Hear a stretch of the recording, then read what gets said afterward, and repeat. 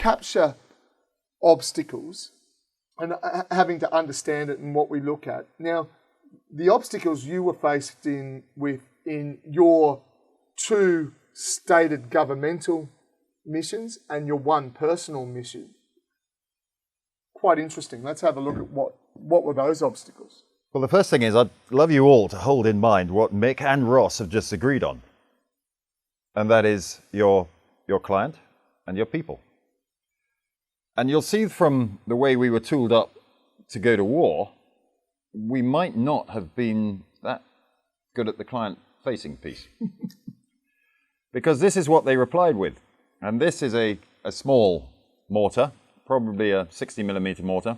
And what you may be able to see is the bright red pieces of molten and jagged metal that are flying out in every direction from this particular little impact that I'm showing a picture of. Now that was a small one, this is a big one, and this was taken by a returning patrol, and that explosion is taking place inside our camp on the 4 football fields that we occupied. And when one of these lands, and it's probably a 120mm mortar here, then you see total destruction, and this is one of the hard buildings in the camp that was hit by that particular explosion. Now, in terms of our people, our employee engagement, the soldiers found this rather unsettling. At all times, and you might think about what we have to wear in this country at the moment, you had to wear personal protection. A helmet and body armor, whether you were on duty or off duty. You didn't have to wear it, actually. We didn't ask anybody to wear it, but everybody wore it. Because we were being attacked from above. We were being bombarded with 120mm mortars and rockets. And these rockets come in at a lesser angle, but they still come in from above. So the problem was from above, and we didn't have any hardened overhead shelter. Instead, we put up blast walls, so that if the impact was close to you, hopefully you were on the other side of a blast wall. Here is a picture of a chap called Sergeant Trevor Gray, wonderful Queen's Rollazar, and he is lying under his accommodation, as low to the ground as he possibly can be during a bombardment. And that little piece of paper in front of him is every one of his soldiers, those people that he was responsible for, and where they were in the camp at that moment. And he is waiting for any report that a bomb has landed on some of his people. That was his cross to bear. And this really sums up the feeling, the mood of those soldiers, because the anxiety, and anxiety as we know is uncertainty multiplied by powerlessness.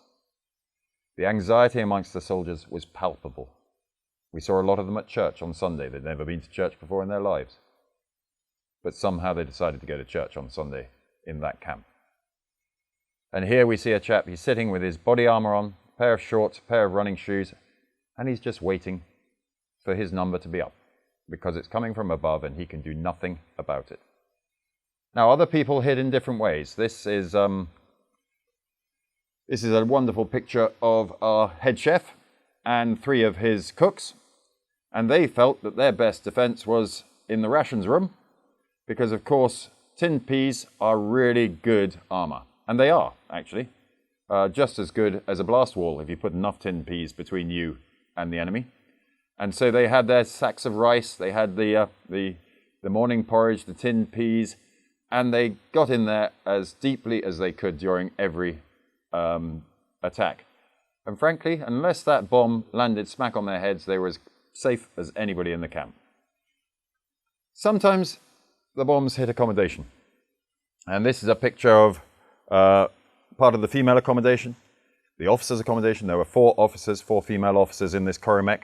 The Corrimec is completely unarmored, but around it there are blast walls. And next door to this particular Corrimec was another female accommodation with several female soldiers in it. The young captain woke up with this view from inside. Suddenly her sleeping arrangements had been disrupted. She woke up very quickly, and there were 38 penetrations in the mattress of her bed in which she was lying, and not one scratched her, not one touched her. She was within 8 feet of the impact. And yet the blast from that impact went straight into the female accommodation next door and caused several rather nasty injuries to her soldiers. So although she was closest to the blast, there was no rhyme or reason. There was no understanding of how this particular threat would actually pan out, even if it hit your own accommodation. You didn't know whether you would live or you would die, or the people that you cared for and were entrusted with keeping safe would live or die. Now this is an interesting one.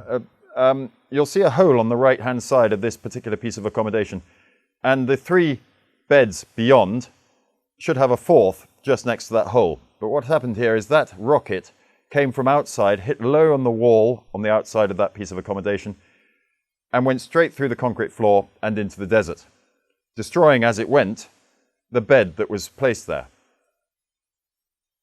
It didn't explode. This was just a dumb rocket that failed to explode, thank goodness, because frankly, the bed was completely mangled.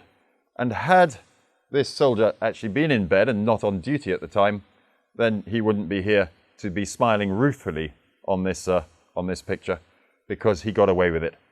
And after this, he said at the time, he said, well, that's probably as close as it's going to be for me. 2 days later, in the same building, this happened. That's a hole in the roof. It's only a very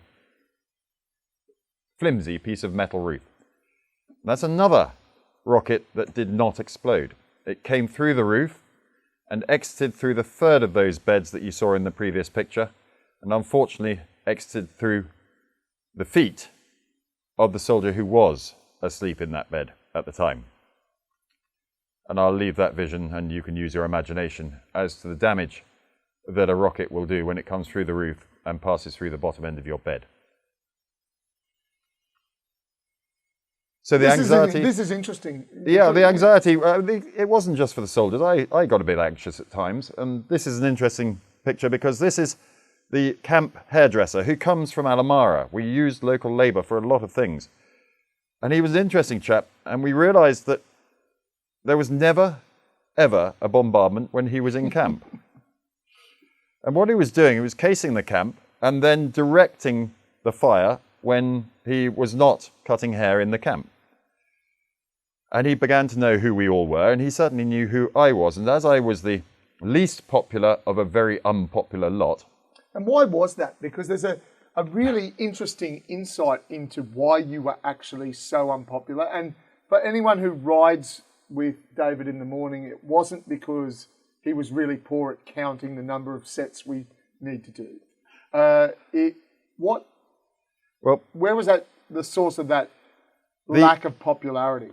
The local people, the local politicians, even those who knew that we could help them, were in a struggle in Alamara. And they were in the sort of struggle that was about politics and corruption and control of the city. But for the time being, they needed rid of us. And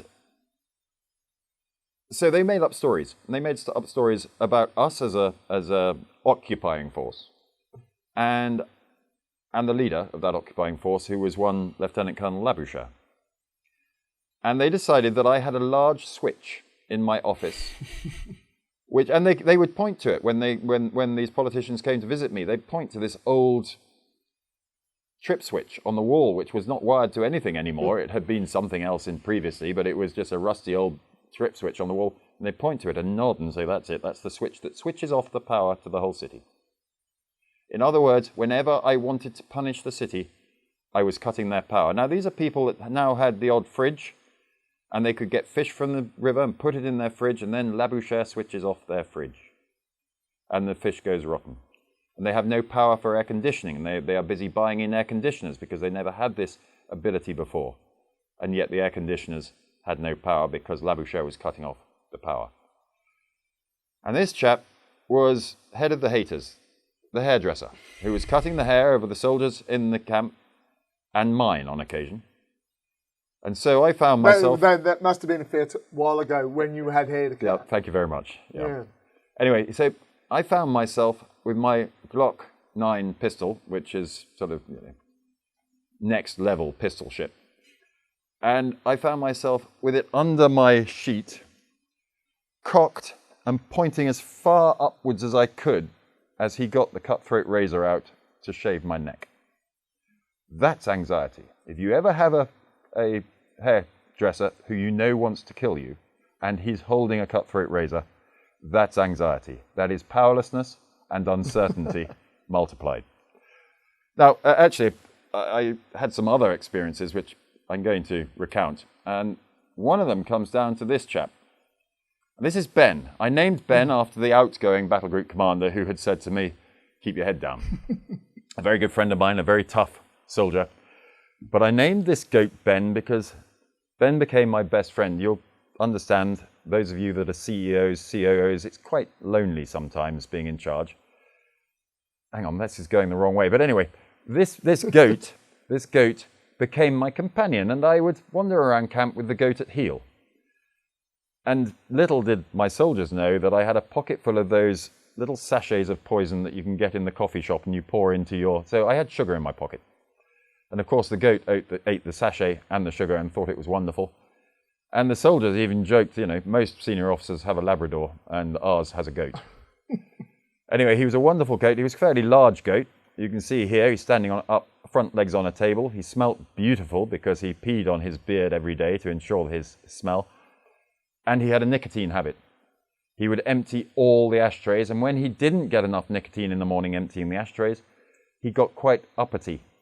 And I had a female political advisor out of Whitehall who was attacked from behind by this goat, who butted her, and she went headlong into a blast wall and had to be casevaced out. So it wasn't always the opposition in Alamara who were doing us damage, but on this case, it was Ben.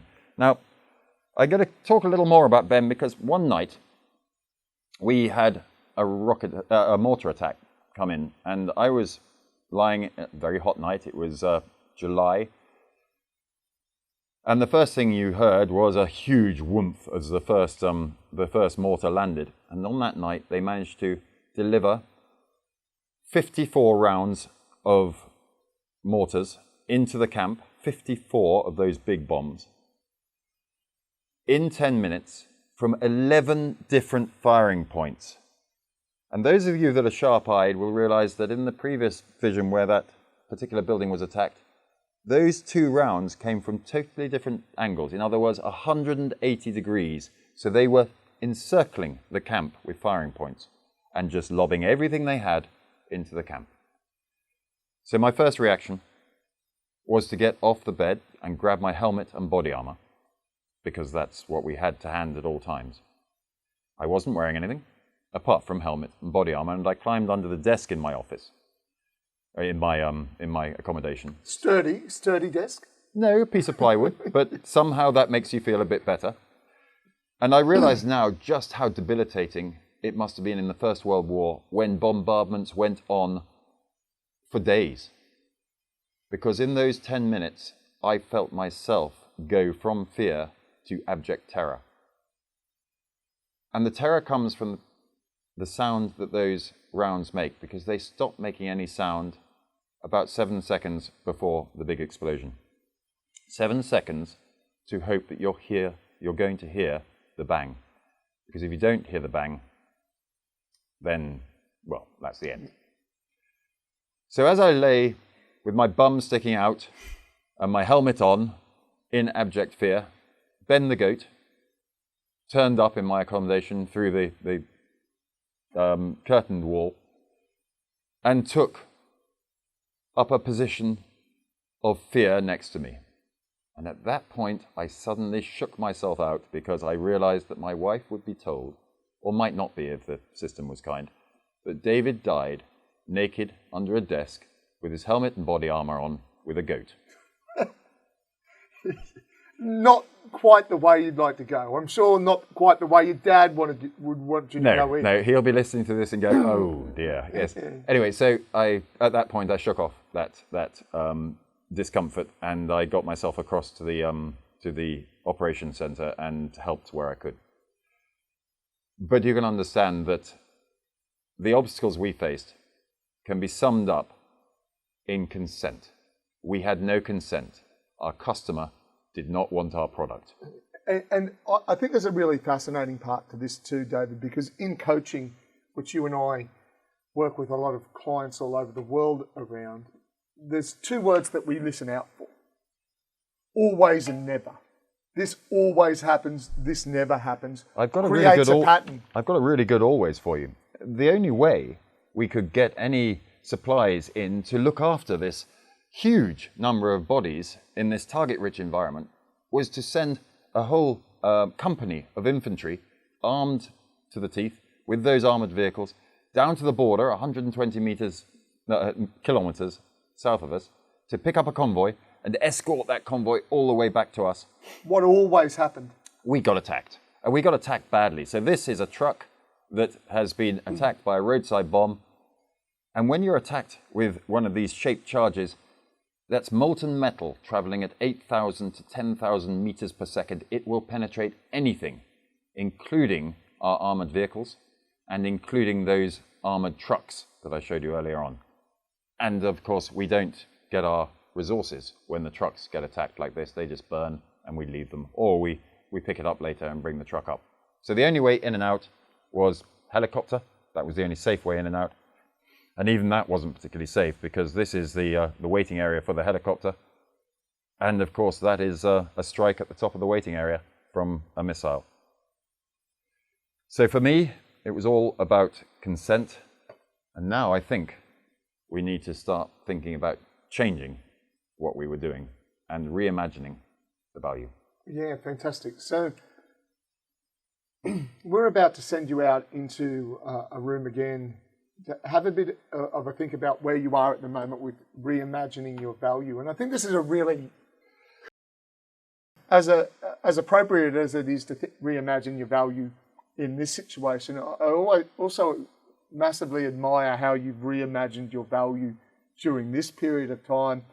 Multiple people on this call join your virtual rides, your virtual boot camps as well during the week. So reimagining value. And I know we've also got Pete Turner on this afternoon's call and how we've reimagined our value as a business around our digital offering and how we've gone away and come up with a reimagined value so that we could point it in a different way.